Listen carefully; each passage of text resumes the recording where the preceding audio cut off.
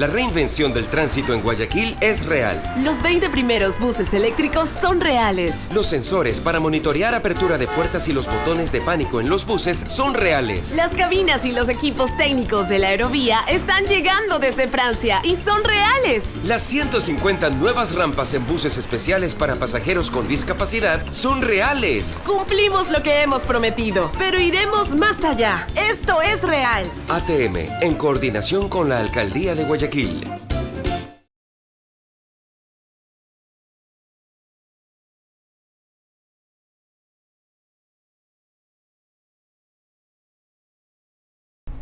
Bienvenidos todos, muy buenos días. Yo soy Anderson Boscán desde la República y Amazonas en Ilbarista, en la planta baja del edificio de las cámaras. Esto es News & Coffee, el programa de entrevistas de La Posta para revisar la coyuntura política y la actualidad nacional. Hoy es jueves 31 de enero del año del Señor 2019. Tengo pico de placa y odio los días jueves con todo mi corazón.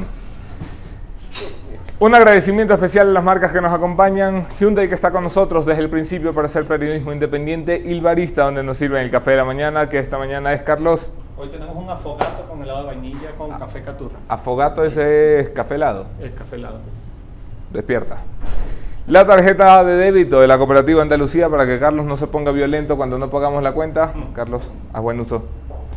Y por supuesto la ATM de Guayaquil, que se une al club de marcas que apoyan el periodismo independiente en La Posta. Revisamos los hechos en caliente.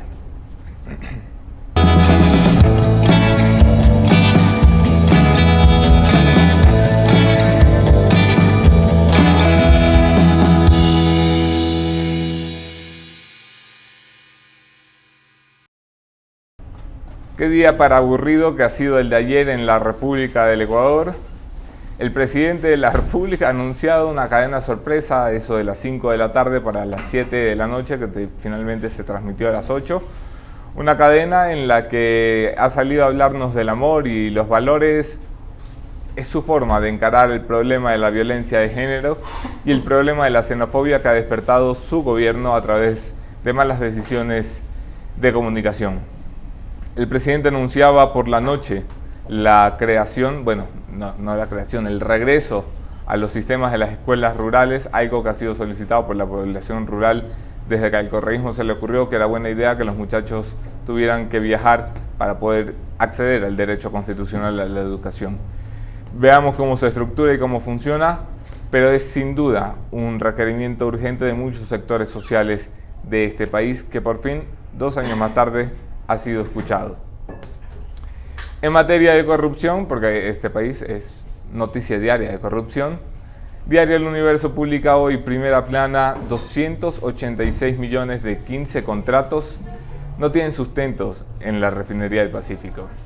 Esto se dice fácil, pero imagínense lo que pasa.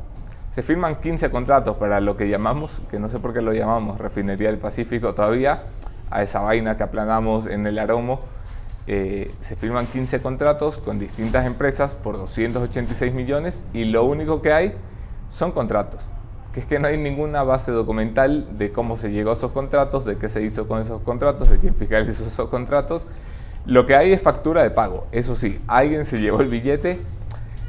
¿Por qué? No lo sabemos todavía, está precisamente en investigación en la Fiscalía General del Estado. Aquí, en la ciudad de Quito, ayer por la tarde, el Consejo Municipal, ese ente todopoderoso que domina las riendas de la ciudad, aprobaba un informe que el alcalde Mauricio Rodas, del Movimiento Suma, líder del Movimiento Suma, presentará ante la Asamblea Nacional, sugiriendo la regulación de las plataformas que brindan servicio de taxi, como Uber y Cabify, en las que me he trasladado esta mañana a este bonito espacio donde tenemos el programa. Esto es importante porque es la primera vez que un municipio dice, hombre, voy a tomar el problema por lo menos públicamente, vamos a debatirlo públicamente y vamos a tratar de llevarlo a un debate nacional en la Asamblea Nacional.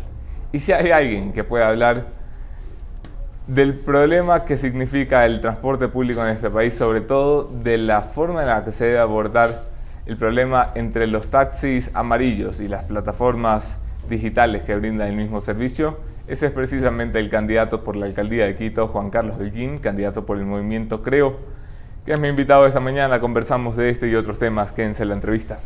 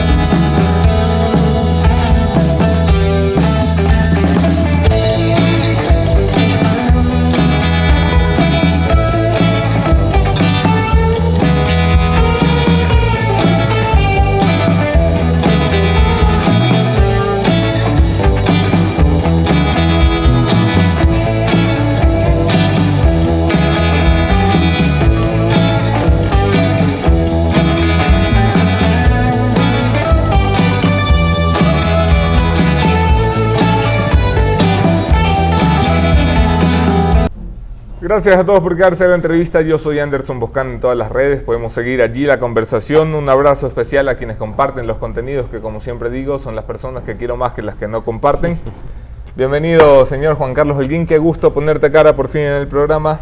¿Cómo estás? Muchas gracias, Anderson. Muy bien, muy bien. Contento con el inicio de esta campaña próxima la semana siguiente. El 4 arrancan, ¿no? Así es, pero además también contento por la discusión el día de ayer de parte de esta comisión extraordinaria de movilidad que convocó el municipio de Quito, por ponerse a la vanguardia en un tema que es necesario en esta ciudad. Me parece un poco tarde a nivel administrativo, pero más vale tarde que nunca. ¿Cómo están tus buenos amigos taxistas del gremio amarillo?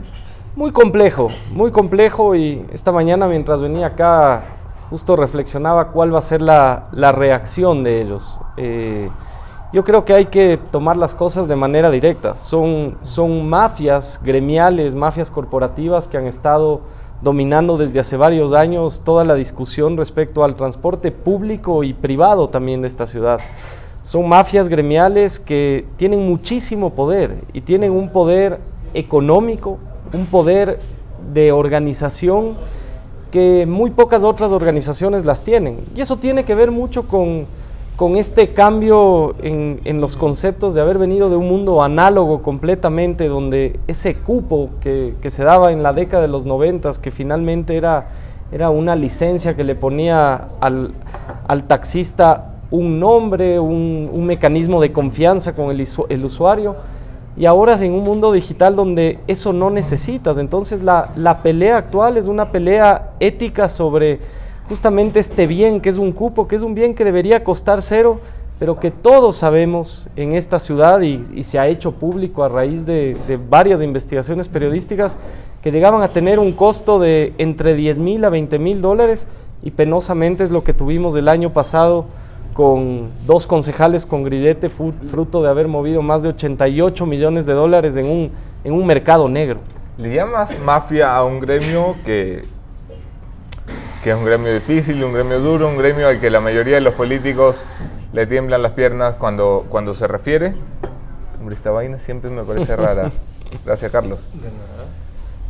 ¿No te parece que es un poco injusto entrar a una campaña, entrar en la política refiriéndote como mafiosos a gente que sale todas las mañanas a trabajar en un carro y sacarse la madre 10, 12 horas y referirte a ellos como mafia? Porque hay que aclarar que los conductores de los taxis no son las personas que han liderado el cooperativismo, el gremio. Esas personas también son víctimas de estas mafias y son choferes que nosotros hemos recibido durante este último mes muchos casos de conductores honestos, transparentes, que dicen: vea, señor, yo no soy dueño de mi unidad. Veo que ellos dicen que se quejan contra los derechos laborales de los conductores de las plataformas. Yo no estoy afiliado a nada, yo tengo que pagar todos los días 20, 25 dólares al dueño de esta unidad.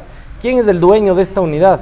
Dirigente de ciertas cooperativas que tiene 10, 12 vehículos, que negoció cupos y que después tiene un negocio que es una vaca sagrada, es una gallina de huevos de oro, donde tú tienes de lunes a viernes la explotación laboral a un conductor que tiene que pagar 20, 25 dólares al dueño de esa unidad, que tiene una flota y que finalmente es presa de un sistema absurdo. El dueño de un vehículo que quiere ser taxi también tuvo que pagar en la mayoría de casos entre 5,000, 10,000, 15,000 dólares por un bien que es un intangible que debería costar cero. Y esas son las mafias a las que nos referimos. La verdad, yo creo que en una campaña política, especialmente en la ciudad, hay que ir de frente con estos conceptos, porque la ciudad está secuestrada por estas mafias. Y cuando tú tienes la posibilidad de, en una campaña política, tener la libertad absoluta de decir lo que tú vas a llegar a hacer, no vas a estar, como en el caso de los últimos 3 alcaldes, secuestrado de manos para no poder tomar ninguna decisión que vaya justamente en beneficio del ciudadano. Uno no puede estar secuestrado por las mafias ya desde la campaña. Esto tiene que ver con financiamiento. Por andar hablando de la mafia de los taxis, no te han recibido muy bien los taxistas en la calle el fin de semana pasado, ¿no? Por supuesto. Un video de unas agresiones contra tu campaña. Entiendo que estabas en un recorrido y tuviste un encontrón. ¿Cómo fue esto? Estuvimos el día viernes pasado en la Ciudadela Ibarra, en el sur de la ciudad. Y ahí no viven venezolanos, ¿ah? No viven muchos venezolanos, pero se llama mira Ibarra, digo. pero pasó algo interesante en el tema. Hay muchas personas que, por ejemplo, atendían en locales que eran de nacionalidad venezolana, y la agresividad de la gente de los taxis era absoluta también con ese grupo. Okay. Nosotros empezamos a caminar con toda tranquilidad con nuestro equipo del barrio de la Ciudadela Ibarra.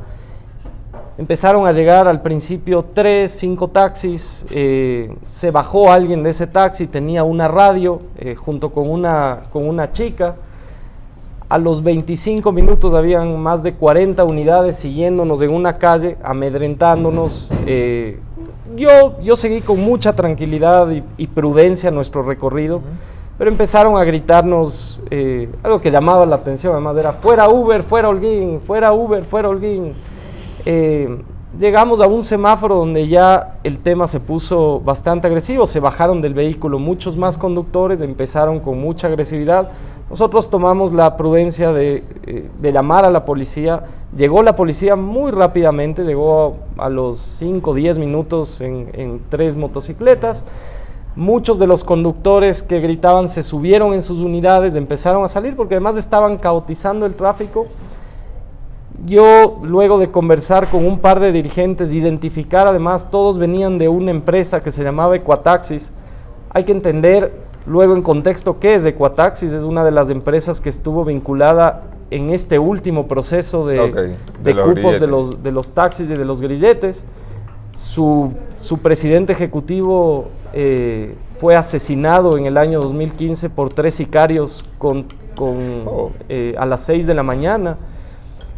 Y después de yo haber conversado con 2 personas que me gritaban pero no estaban tan agresivas, me explicaron su escenario de los taxis.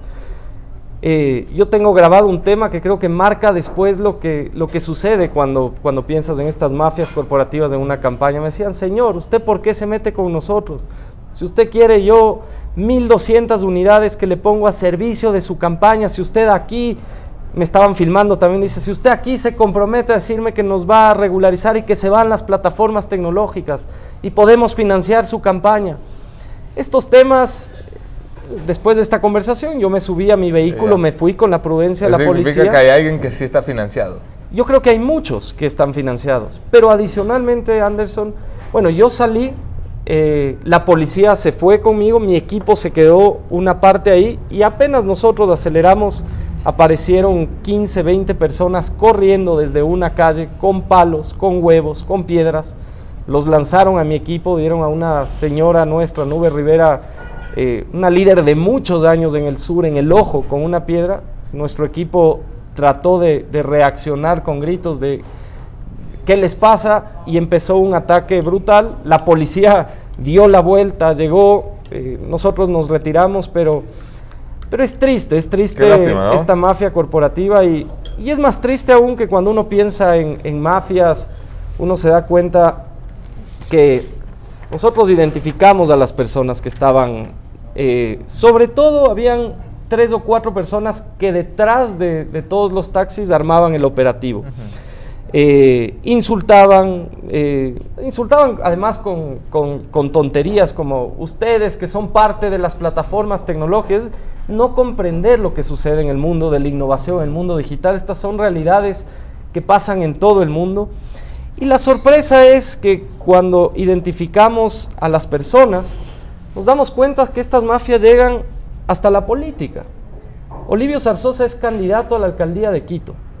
El representante legal de Ecuataxis, la empresa que hoy por hoy está nuevamente tratando ¿Es este señor de acá? ¿Es el de acá? Es de esta persona de acá. ¿Y él estaba en el momento de la agresión? Es así. Él estuvo conmigo en un debate. Yo no conocía quién era. Con 18 candidatos nos hemos ido conociendo, claro, todos en los debates. Él, de hecho, se sentó al lado mío en un debate. Y recuerdo claramente que me decía, no tengo cómo financiar mi campaña y empiezo de cero. Señor que cuando vi un reportaje de comparativo de los impuestos, paga cero impuestos.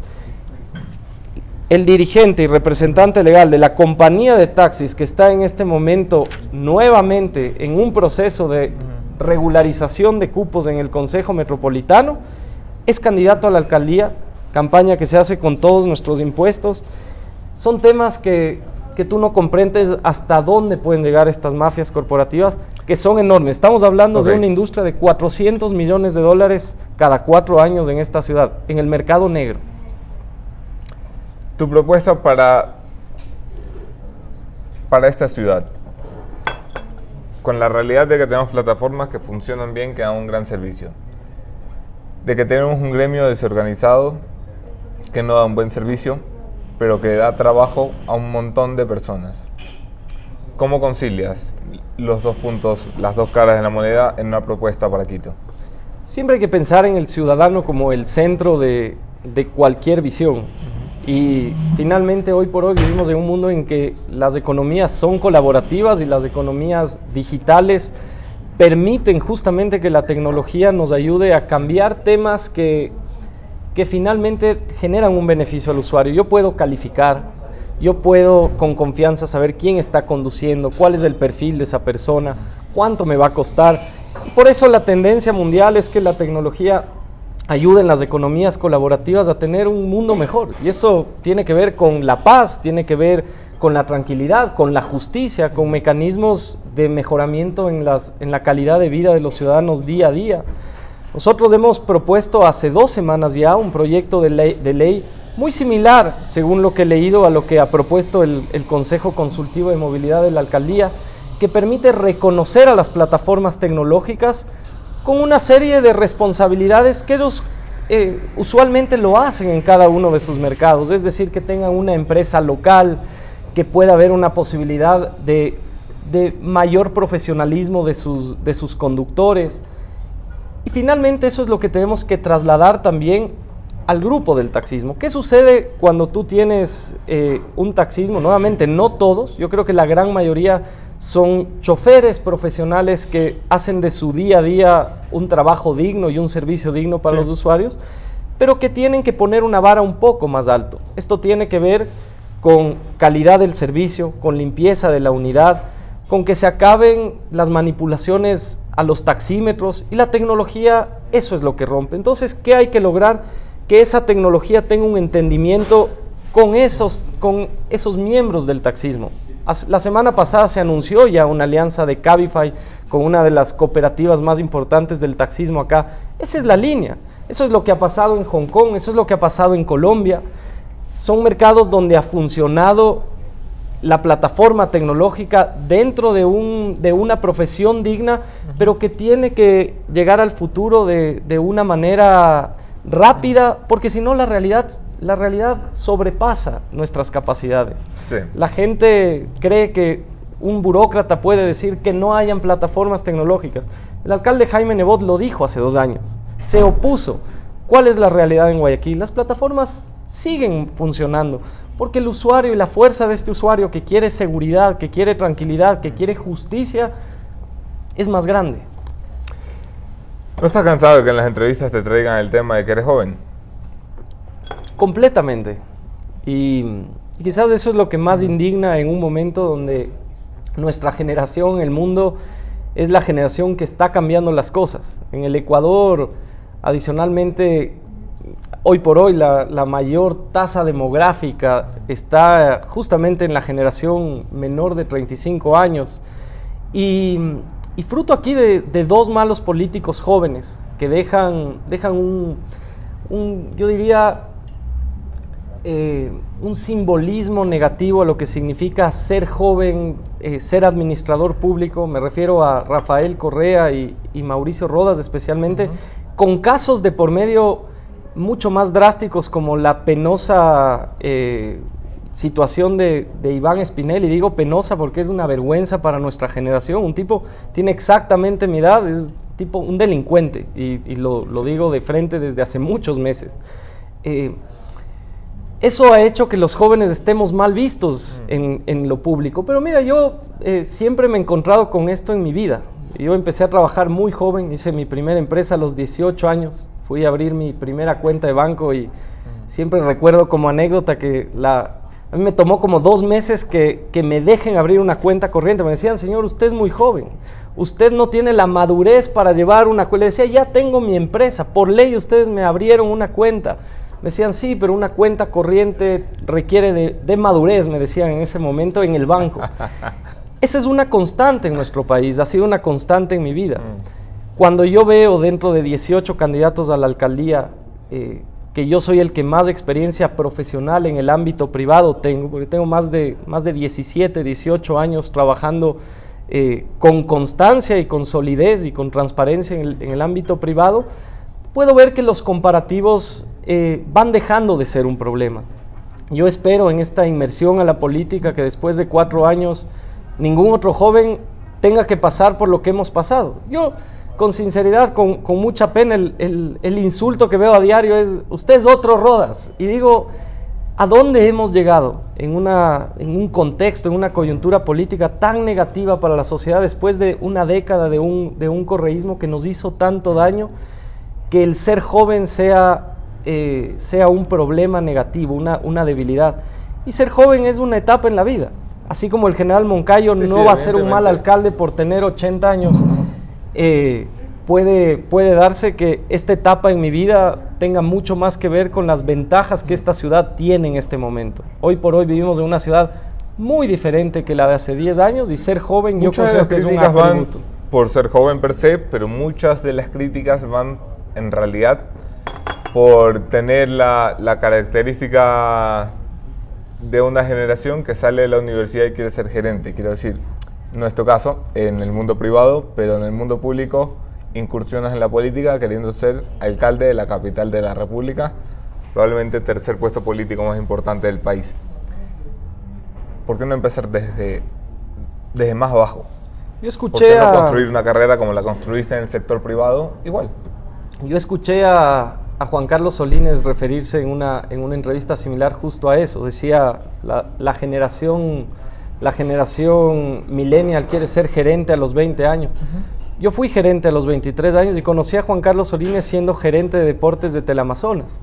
Porque mi vida siempre ha sido una vida de retos distintos. Y yo creo, esta decisión que tomé yo de salir de la comodidad y dedicarme a la política, yo la tomé justamente en el año 2007, el día de la consulta popular. Yo renuncié a la gerencia de deportes precisamente de Teleamazonas, que era el trabajo de mis sueños. Yo a los 18 años hubiese querido llegar a trabajar en un canal de televisión donde se iba a poder plantear todo un proyecto en la industria del fútbol para cambiar la industria en este país. Y tomé la decisión de prepararme, volví a la universidad con 24 años, he empezado un camino de preparación muy responsable, porque dije algún día voy a ir a la política, con 2 condicionantes: estar preparado, pero en segundo lugar estar libre, que yo no le deba absolutamente nada a nadie en términos de una campaña, que yo no le deba absolutamente nada a nadie en términos de un compromiso de que para llegar necesita ciertas concesiones de espacio inclusive político, y esa decisión la he tomado ahora. Yo he tenido una experiencia pública en mi vida, y esa experiencia pública fue haberle aceptado al alcalde Mauricio Rodas después de que ganó la Secretaría de Desarrollo Productivo. Yo había ganado en ese año con mucho honor la distinción de América Economía del Emprendedor del Año en el Ecuador.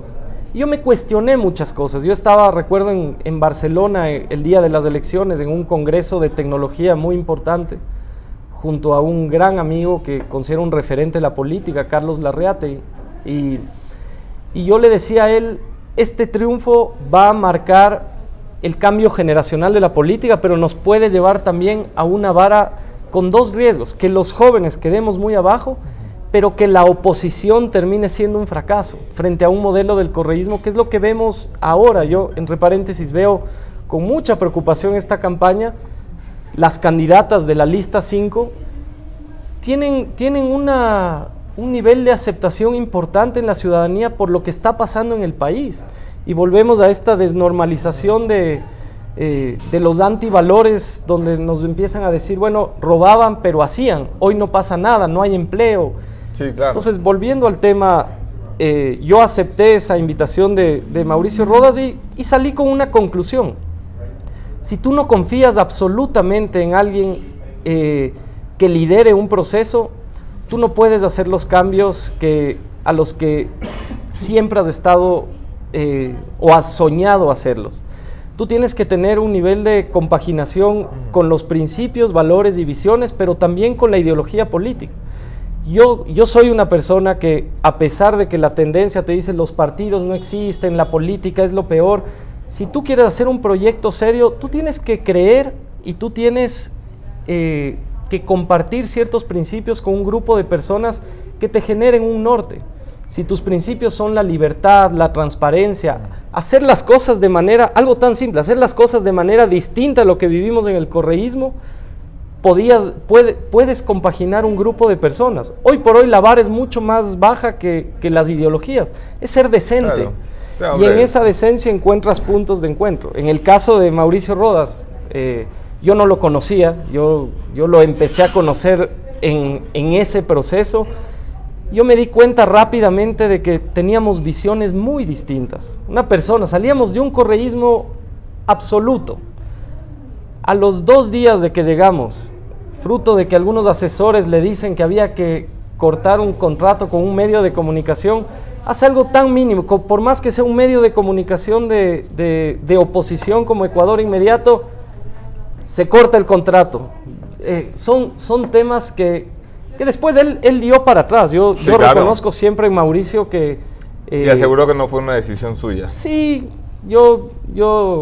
¿Tú crees lo contrario? Yo creo finalmente el tiempo me ha ido quizás haciendo ver las cosas desde fuera sobre él. Y yo creo que él ha sido muy irresponsable en su proyecto político. Él no se ha dado cuenta el daño que ha generado a una generación completa, fruto de malas decisiones que espero que no sean de él, pero sí de un cuerpo de asesores, de un proyecto político que no le ha hecho bien a la oposición ni a la generación joven. Vamos a ir revisando tus ideas, pero antes de ir revisando tus ideas, ya estamos a mitad de entrevista, si no me equivoco, me gustaría saber qué va a pasar si la oportunidad no se te da. O sea, si el pueblo de Quito se decide por alguien más. Has trabajado un plan de gobierno local y municipal, que por cierto, se lo he visto también a Paco Moncayo y pare de contar. Me sorprende muchísimo que en esta ciudad alguien vaya a ser candidato sin siquiera tomarse el trabajo de poner por escrito qué quiere hacer. ¿Qué va a pasar con tus ideas si no llegas? No se llegas. Las ideas se mantienen intactas porque es un proyecto que nació de las ideas. Hace 18 meses con un grupo de personas nos sentamos en una mesa con una condición: cualquiera de nosotros podía ser alcalde. Fabricio Villamar, Luz Helena Coloma, en mi caso, algunas otras personas que no tenían la visión de ser alcaldes, pero querían hacer algo por Quito, y empezamos a trabajar en un plan de gobierno que ha sido realizado de manera muy responsable. Y muy responsable se refiere a que tú puedas lograr un estado de la situación de Quito, pero al mismo tiempo, ¿qué vamos a hacer a partir del día 1? Nosotros tenemos preparado nuestro plan de transición a partir del 16 de mayo, cuando ganemos esa elección. Vamos a convocar al Estatuto Autonómico, tienes un plan legislativo alrededor del Estatuto Autonómico, un plan político y al mismo tiempo una serie de acciones que esta ciudad requiere que se hagan de manera inmediata en la gestión de residuos, en la movilidad. Claro, trabajamos con un prefecto. Es que normalmente en Ecuador, cuando la gente no llega al cargo que aspira, pues simplemente desaparece el mapa. No, yo tomé una decisión de vida, Anderson, y esa decisión de vida fue abandonar lo que yo he hecho toda mi vida, trabajar en el sector privado, y yo voy a tratar de generar un proceso político que nos permita hacer un recambio generacional. Hemos encontrado un partido con Guillermo Lasso que es raro que exista un político pensando en el 21 que se haya jugado su carta, que sobre las que muchas críticas han dicho era la más débil por el perfil de un joven desconocido. Pero cuando tú tienes un proyecto con responsabilidad que prefiere no jugar con los populismos y la facilidad de de tener candidatos, por ejemplo, con el debido respeto de la farándula, conocidos, pensando en su proceso personal, que es en 2 años, un proyecto político que ha sido trabajado con tanta fuerza. Tú encuentras ahí un partido que está dispuesto también a jugar el mediano plazo. Creo no es el emblema del recambio generacional. Tienen un líder de más de 60 años que por tercera vez quiere aspirar a la presidencia de la República sin que alguien dentro se anime a hacerle competencia a la interna.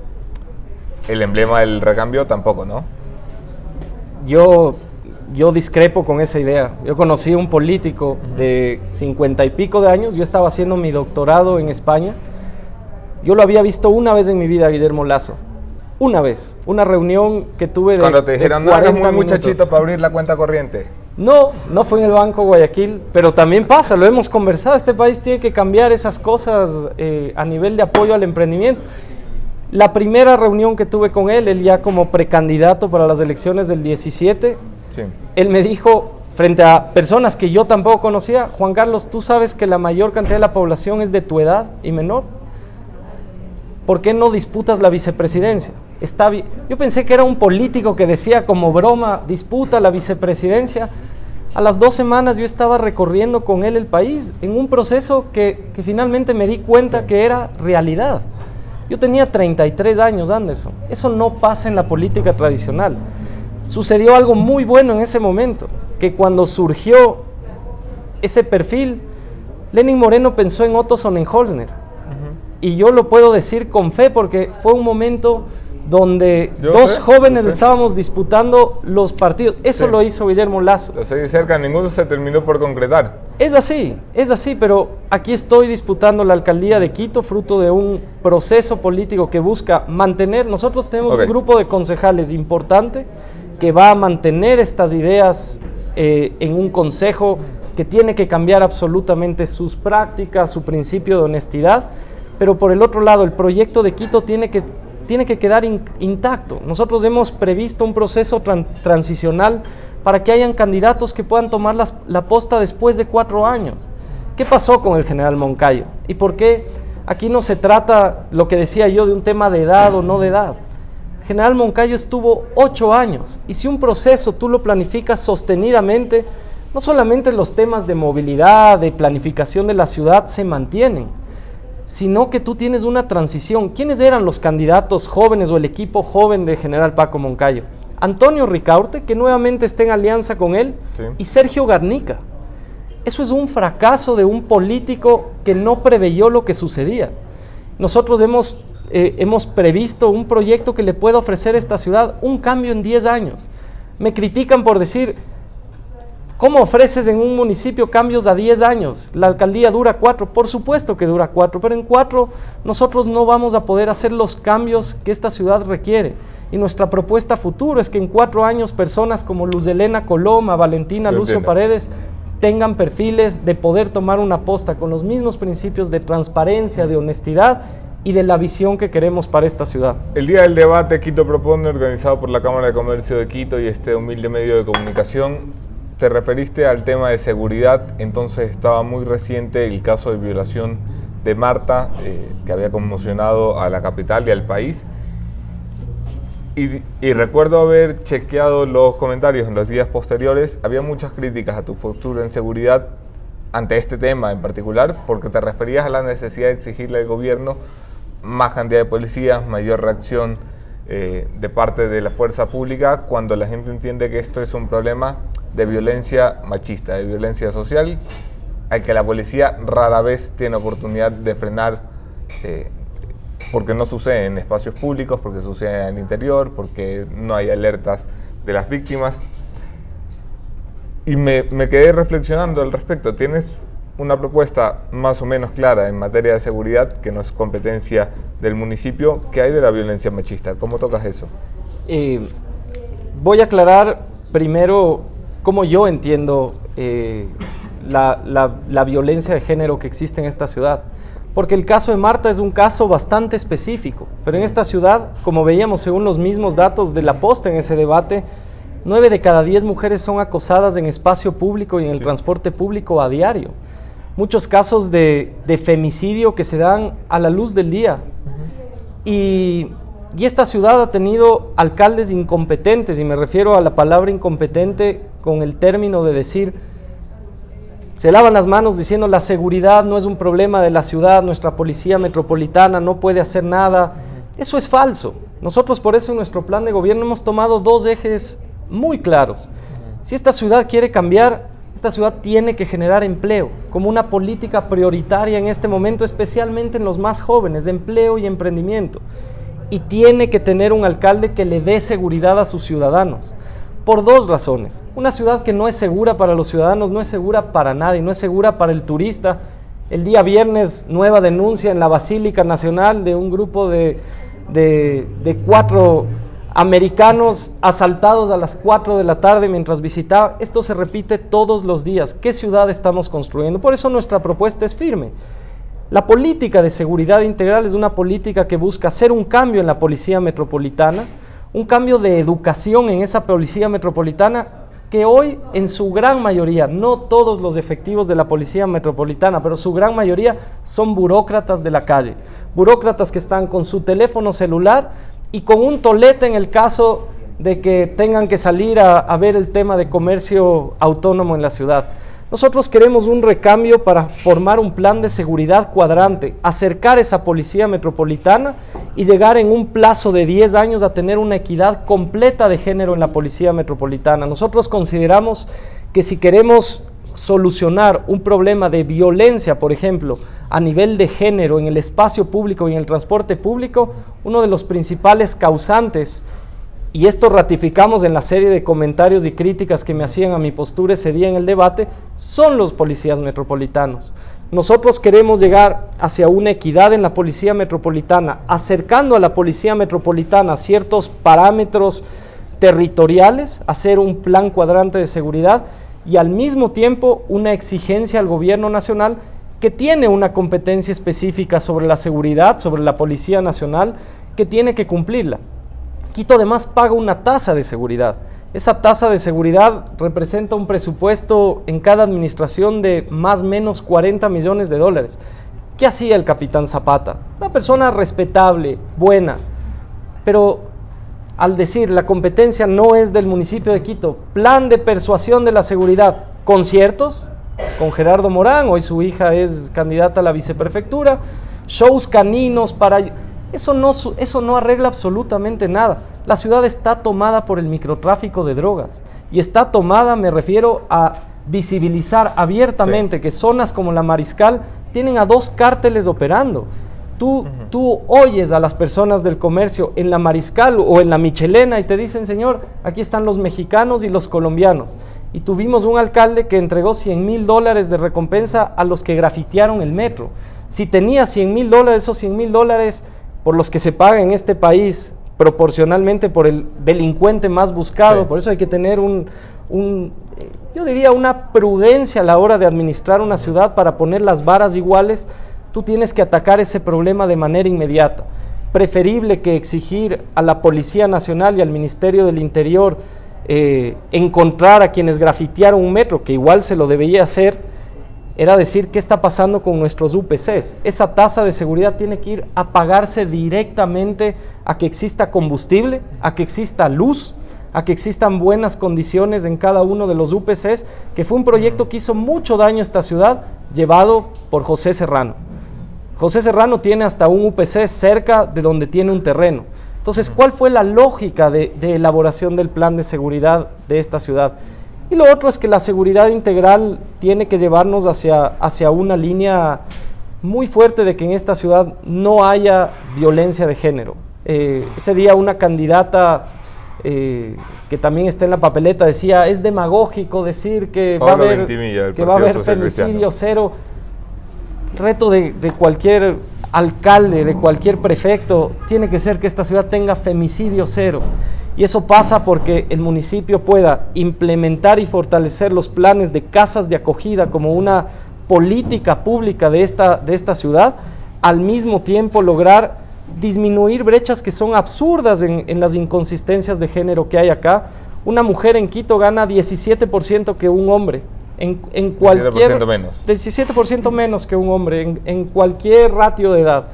Esas injusticias se las corrige a través de unas iniciativas de incentivo de mercado, y posteriormente a eso nosotros consideramos que tiene que haber un apoyo fundamental del municipio en todos los casos de violencia de género en esta ciudad. Hablas de generación de empleo como una forma para enfrentar la seguridad desde las competencias del municipio de Quito. Esto suena bien, pero si ya es difícil que un político del gobierno nacional te explique cómo va a generar empleo, que te lo explique un político del gobierno local o que aspira a estar en el gobierno local, me parece más difícil todavía. ¿Cómo se genera empleo desde el municipio? Yo voy a explicar. Cuando uno es emprendedor, uno ve de las realidades y de los desafíos las oportunidades. Esta ciudad tiene, por ejemplo, un gran problema en la recolección de residuos, que es un gran problema y tristemente lo estamos discutiendo todos los candidatos en el siglo XXI, en el 2019, en la capital de la República del Ecuador. Pero cuando tú ves que esta ciudad tiene un problema de recolección de basura, fruto de la monopolización absurda a la que llevó Alianza País y Augusto Barrera para generar el monopolio de la recolección de residuos en la empresa municipal de aseo, nosotros vemos la oportunidad de generar y fomentar microemprendimientos para empezar, por ejemplo, el sistema de recolección de residuos en casa, lo que tiene que ver con clasificación de desechos, reciclaje, con apoyo municipal para que hayan empresas barriales que puedan lograr iniciar este proceso, que además soluciona dos problemas, no solamente el de la generación menor de residuos por parte de cada familia, sino que al mismo tiempo nos pone una vara que Quito tiene que cambiar, que es la del reciclaje. Quito solo recicla el 2% de su basura. Tú has visto, ya no hablas, uno antes comparaba lo que está pasando en Londres, en Alemania, lo que está pasando Bogotá, en Lima, Loja, en Cuenca, en Atuntaque, Cotacachi, Otavalo, donde los ratios de reciclaje en casa son ahora de más del 35-40%. Tenemos que volver a eso y generamos empleo. En segundo lugar, ¿por qué la EMOP tiene que tener el monopolio de arreglo de aceras, de rebacheo? Nosotros hemos previsto mecanismos modernos que nos invitan a incentivar la creación de microempresas con el apoyo técnico del municipio para que sean los mismos vecinos desempleados los que empiecen a arreglar con el presupuesto participativo las obras de aceras, las obras de rebacheo, y eso empieza a generar empleo. Más allá de eso, junto a Federico Pérez, que es otro emprendedor importante, él tiene una fase de político mucho más pequeña que la de empresario, y un empresario innovador con una visión que muy pocos tienen. Entonces, cuando pensamos nosotros en nuestro plan productivo, no solamente pensamos en los productos que desde el agro, desde el desarrollo rural, se empiezan a dar históricamente en nuestra ciudad. Me refiero a la rosa, al cacao, al café ahora, al café del noroccidente especialmente, sino que con un grupo técnico empezamos a identificar el café Nanegalito, cuál es que el te encanta, futuro. Carlos, servirme, ¿eh? Uno de los mejores. Me lo he aprendido bien. Hoy por hoy la industria de los superfoods, los superalimentos, es la industria de mayor crecimiento en el mundo. El distrito y la provincia tienen dos productos que son además como la rosa, que por estar en el centro del mundo, la rosa de Ecuador tiene el tallo más duro y más largo por el sol, etcétera, etcétera. El chocho y la quinoa ecuatorianas, por la disposición de agua que tiene esta provincia y este distrito, por la forma de por los minerales, por ciertos atributos que tienen esos productos, nos representan una oportunidad de oro de meternos a un mercado de más de $1.000 millones el próximo año en Estados Unidos. Entonces, nuestro plan Ciudad-Región ofrece la posibilidad de generar un microemprendimiento con fondos de emprendimiento a través de la CFN, con un banco fintech de la ciudad y de la provincia, de empezar una producción de chocho que nos permita traer a Quito a un centro de innovación y de acopio y que nosotros exportemos al mundo. Así se genera empleo. Entramos en la recta final de la conversación con Juan Carlos Holguín, candidato a la alcaldía por Quito. La campaña arranca el 4 de febrero. Evidentemente tú no estás a la cabeza en las encuestas de opinión, a la cabeza sigue el general Moncayo, disputándose luego el resto de candidatos con alguna distancia. ¿Por qué pelear una campaña en un país donde cuando se arrancan las campañas con tanta ventaja se da la campaña por terminada? Yo doy la campaña por iniciada, en un momento donde la ciudad es absolutamente otra que hace 10 años, e inclusive hoy, por la composición del electorado, que en casi un 60% es menor de 40 años, vamos a poder demostrar que es nuestro momento de gobernar y que es nuestro momento de tomar ciertas decisiones. Hace 10 años en esta ciudad Paco Moncayo dejó una alcaldía donde se pintaban taxis y se daban cupos. Hoy en ciertas radios dice que va a apoyar a los taxistas y que no deben haber plataformas tecnológicas, y en el Castigo Divino dice que va a apoyar las plataformas tecnológicas. Uno tiene que entender qué es lo que sucede ahora en esta ciudad donde más del 80% de las personas tienen un teléfono inteligente. Quito tiene una de las tasas más importantes a nivel regional de penetración de teléfono inteligente y de conectividad. Nosotros creemos que todos nuestros proyectos que han tomado a la innovación y a la tecnología con una visión de que el siguiente Amazon no se vaya a Bogotá, sino que venga a Quito en 10 años, logre convencer a un electorado que quiere entender esta realidad, que no quiere simplemente que le recojan bien la basura, que quiere que esta ciudad en 10 años sea la ciudad más limpia de la región, que no quiere simplemente que le bacheen las calles, sino que quiere lograr empleo en esas calles, pero adicionalmente por fin ir hacia un modelo mucho más innovador en el rebacheo y en el reasfaltado de esta ciudad que lo requiere. Nosotros estamos planteando una ciudad digital versus la ciudad análoga. Y yo creo que con un 70% de personas que todavía ni se han enterado que hay elecciones en apenas 45 días, porque ese es el daño que nos ha hecho el correísmo. Sí, hay una apatía completa de lo que sucede en la política. Los falsos incentivos para que hayan tantos candidatos, porque hay candidatos como los de las mafias de los taxis que entran por ciertas prebendas personales, pero hay otros que entran por negocio, porque es un gran negocio para algunos ser candidato. Yo después de esta elección le voy a plantear al CNE un recambio completo del Código de la Democracia, porque tú te das cuenta qué sucede. Cuando a ti el Estado te da para hacer una campaña, hay que poner ojo en qué es lo que sucede en ciertos partidos políticos que primero, ¿cómo llegaron a ser partidos políticos? ¿Cuáles son esas firmas? ¿Por qué el CNE no transparenta ahora cuáles son, dónde estamos los ciudadanos y a quienes nos han falsificado firmas? Los periodistas de Teleamazonas encontraron 3 casos de 3. Estos partidos como Justicia Social, como el mismo partido hecho con corrupción de Espinel, como muchos otros movimientos que de repente tuvieron firmas, ¿cómo lograron tenerlas? Pero después, cuando tienes un Estado que te da una campaña y que tú esa campaña después la puedes poner pauta con unas comisiones de agencia, para muchos este es un negocio. Y eso hay que cambiar porque es un incentivo perverso para la democracia. Entonces, en una elección con 18 candidatos, yo creo que la ciudadanía va a poder tomar una decisión, primero entre cuáles son los proyectos serios, quiénes tenemos equipo, porque no se trata de quién es el candidato a la alcaldía. ¿Cómo puedes trabajar tú un proyecto para la alcaldía si no tienes un prefecto sólido que pueda complementar proyectos, por ejemplo, simplemente por la capacidad de endeudamiento de la prefectura? ¿Quiénes son tus concejales? ¿Cómo llegas con un consejo que tienes que cambiar? Porque tienes que tener concejales que compartan tu visión de que no pueden tener ni choferes ni tantos asesores, pero adicionalmente que estén dispuestos a no llegar a mesas a aprobar o desaprobar proyectos del Ejecutivo. Hay que eliminar esos focos de corrupción. Yo me siento feliz de caminar este proceso con personas como Luz Helena Coloma, Carlos Andrés Vera, Valentina Lucio Paredes. Son personas que hemos entendido que estos proyectos se los realizan en el mediano plazo. Un gusto conversar contigo, Juan Carlos Holguín. Gracias por visitarnos. Ya tendremos oportunidad cuando arranque la campaña de estar con los demás candidatos también. Y con ustedes, mi conclusión de esta mañana, el punto final, con esto acabamos.